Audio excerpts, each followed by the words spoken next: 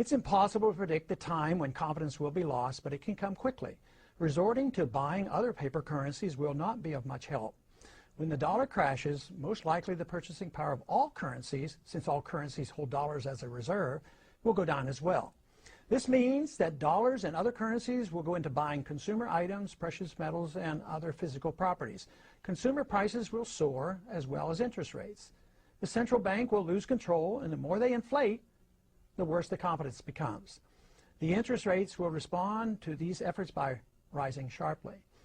If the Fed tries to reverse the run on the dollar, interest rates will also soar, and the pain on the American citizens will be of such proportion that political chaos will result.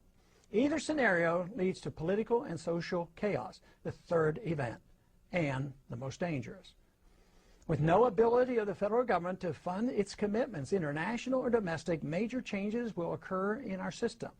The social unrest will elicit cries for government to exert unusual force to head off a complete breakdown of law and order. The ultimate trap will be set for a system of government claiming to protect a free society.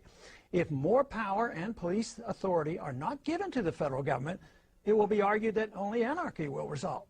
If more government policing power is given, it will mean a lethal threat to civil liberties. Already, we have permitted the notion that a single person, the Attorney General or the President, can decide who is an enemy combatant, thus denying that individual the right of habeas corpus, permitting indefinite detentions without charges made. This attitude towards civil liberties has changed significantly since the fear built around 9/11. Yes, I know, declaring one an enemy combatant is reserved only for the radical Muslims engaged in terrorism against the United States. To be reassured by this reasoning is quite dangerous and naive. Logic should not lead us to equate suspects with terrorists and include American citizens, and yet this has already been set by precedent.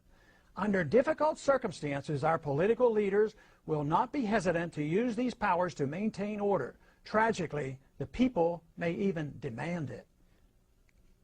We are rapidly moving toward a dangerous time in our history. Society as we know it is vulnerable to political and social unrest.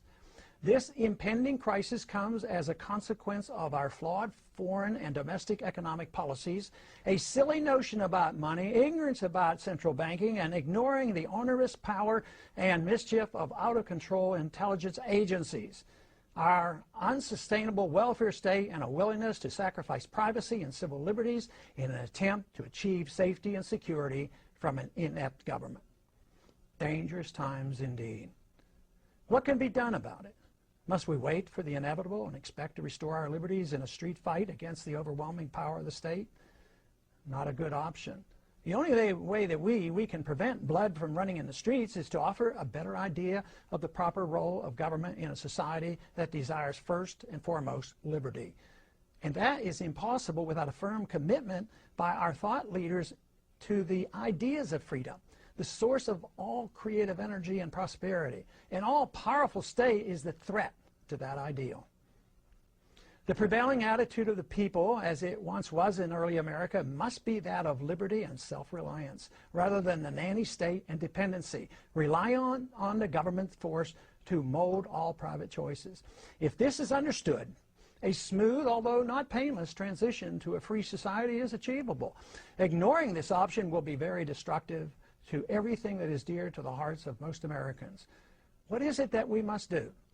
We must immediately embark on balance the budget by reducing spending, change our foreign policy to that of non-intervention, a full audit and more supervision of the Federal Reserve, leading to abolishing the Federal Reserve, legalize competition to the Federal Reserve with competing currencies, regain respect for civil liberties and privacy while reining in the CIA, wean ourselves off the dependence of wealth transfers by government, abolish crony capitalism, no subsidies, no bailouts, no regulatory or tax privileges to protect the powerful elite, especially the military-industrial complex, eliminate the income tax, the inheritance tax, and taxes on savings and dividends.